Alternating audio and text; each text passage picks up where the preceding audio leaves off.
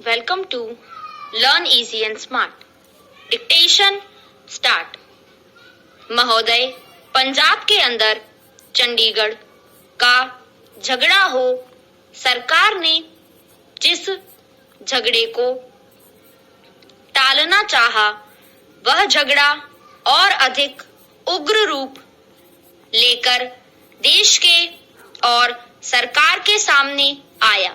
इसलिए मैं चाहूंगा कि इस सरकार को आगे के लिए यह परंपरा डालनी चाहिए कि जब भी इस प्रकार के कोई प्रश्न आए तो उन प्रश्नों पर दृढ़ता से विचार किया जाए और तत्काल उनका समाधान किया जाए। वर्षों तक उन प्रश्नों को लटकते छोड़ लोगों को आपस में संघर्ष का अवसर नहीं देना चाहिए। मैं आपसे निवेदन कर रहा हूं कि जो राष्ट्रीयकरण के समर्थक हैं, वे भी राष्ट्रीयकरण को साध्य नहीं मानते। प्रधानमंत्री ने स्वयं स्वीकार किया है कि अनेक देशों में बैंक सरकार के हाथ में है, लेकिन बैंक सरकार ने ले लिया तो समाजवाद आ गया। ऐसा कोई नहीं कह सकता। जिन देशों में समाजवाद नहीं है, वहां बैंक सरकार के हाथों में है। फ्रांस में समाजवाद नहीं है, सरकार ने बैंक ले लिए, और ऑस्ट्रेलिया में बैंक सरकार ने लिए थे, लेकिन बैंक कर्मचारियों के आंदोलन के फलस्वरूप चुनाव में जब नई सरकार बनी तो बैंकों का राष्ट्रीयकरण समाप्त करना पड़ा। राष्ट्रीयकरण कोई हर रोग की रामबाण औषधि नहीं है और राष्ट्रीयकरण सरकारीकरण में नहीं बदलना चाहिए।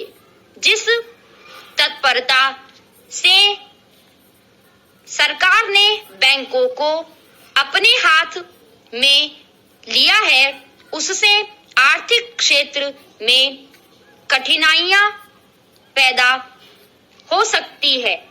नए नए लोगों में नई नई आशाएं जागी है। क्या ये आशाएं पूरी की जा सकेंगी? अगर ये आशाएं पूरी नहीं की गई तो उनके परिणाम भयंकर होंगे। सहकारिता के क्षेत्र में हमने लोगों में नई आशाएं जगाई है। हमारा तंत्र उसको पूरा कर पा रहा है। समाजवाद मात्र इरादा नहीं है। इरादे अच्छे हो सकते हैं, नेक हो सकते हैं, लेकिन जिस मशीनरी के द्वारा, जिस तंत्र के द्वारा वह इरादे व्यवहार में लाने हैं, अगर वह मशीनरी भ्रष्ट है, अगर वह तंत्र अक्षम है, अगर जनता के प्रति उनके हृदय में सहानुभूति नहीं है, तो फिर राष्ट्रीयकरण भी सहकारिता की तरह से एक बदनाम चीज हो जाएगी। सरकार बहुत से कारखाने चला रही है, कुछ अच्छे चल रहे हैं, कुछ बुरे चल रहे हैं, लेकिन कारखाने चलाने के लिए, सरकारी संस्थाएं चलाने के लिए जैसे आदमी हमें चाहिए, वैसे आदमी तैयार करने का हमने प्रयत्न नहीं किया है।